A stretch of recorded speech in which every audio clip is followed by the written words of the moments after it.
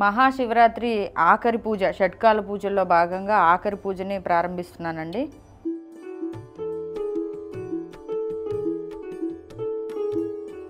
ప్రతి అభిషేకానికి ముందు స్వామివారిని నీటితో అభిషేకించుకొని శుభ్రం చేసేసుకొని, ఇప్పుడు ఈ ఆఖరిగా చేయబోయే పూజల్లో ఎక్కువ మనం అన్ని రకాల పువ్వులు వాడుకోవచ్చు. ఎవరైనా వాడుకోవాలనుకుంటే మీరు పొద్దున్నుంచి జరిగిన పూజల్లో కూడా అన్ని రకాల పువ్వులు వాడుకోవచ్చు. నేను ఒక్కొక్క దానికి స్పెసిఫిక్గా ఒక్కొక్కటి అనుకున్నాను కాబట్టి నేను అలా చేసుకున్నానండి. మీరు కావాలనుకుంటే కనుక అన్ని రకాల పువ్వులను కూడా వాడుకోవచ్చు. ఈ ఆఖరి పూజలో నేను ఓన్లీ మంచినీళ్ళతోనే చేస్తున్నానండి.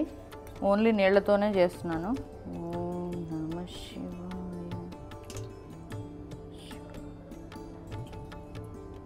మీరు కావాలనుకుంటే కొబ్బరి నీళ్ళతో కానీ, చెరుకు రసంతో కానీ, ద్రాక్ష రసంతో కానీ, ఇంకా ఇతర రసాలతో కూడా, పళ్ళ రసాలతో మీరు ఈ పూజను చేసుకోవచ్చండి. కొబ్బరి నీళ్ళతో చేసుకున్నా కూడా శ్రేష్టమే.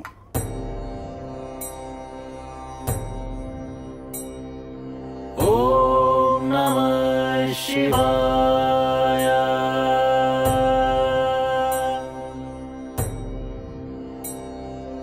ఓం నమః శివాయ.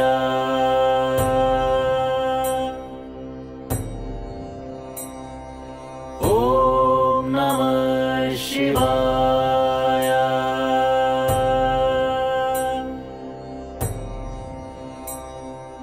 ఓం నమః శివాయ.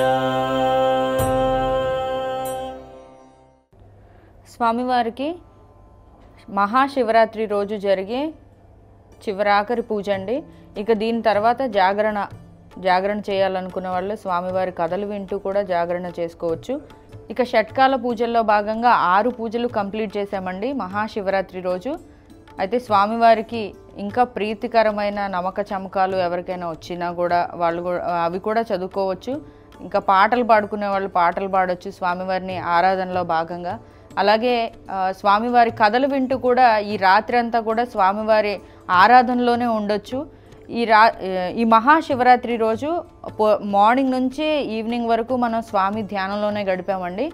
మరి ఇంకా ఈ రాత్రి అంతా కూడా స్వామివారి ధ్యానంలోనే, ఆయన కథలు వింటూ ఈ రాత్రి అంతా కూడా స్వామివారి ధ్యానంలోనే గడపచ్చు. స్వామివారి కృపకి ఈ విధంగా మనం సింపుల్గా బయటికి వెళ్ళలేకపోయినా కూడా ఇలా ఈ రకంగా ఇంట్లోనే చేసుకోవచ్చండి.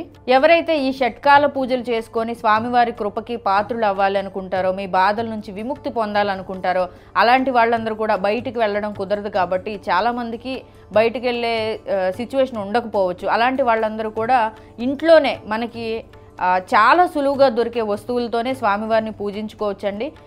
నేను ఇక్కడ కొన్ని పదార్థాలతో కొన్ని పుష్పాలతో పూజించాను.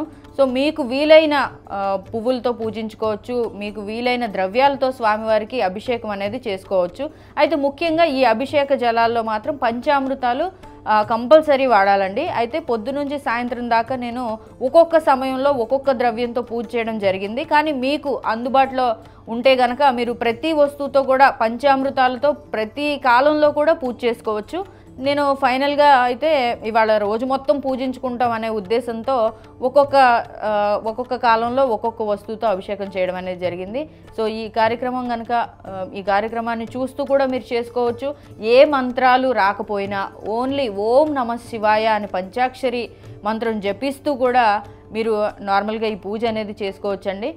సో ఈ కార్యక్రమాన్ని చూసి కూడా మీరు ఇంట్లోనే పూజించుకోవచ్చండి. స్వామివారిని పూజించుకొని ఈ మహాశివరాత్రి పర్వదినాన స్వామివారి భక్తులకి మనం అందరం కూడా పాత్రులు అవ్వాలని మనస్ఫూర్తిగా ఇంకొకసారి కోరుకుంటూ ఓం నమః శివాయ.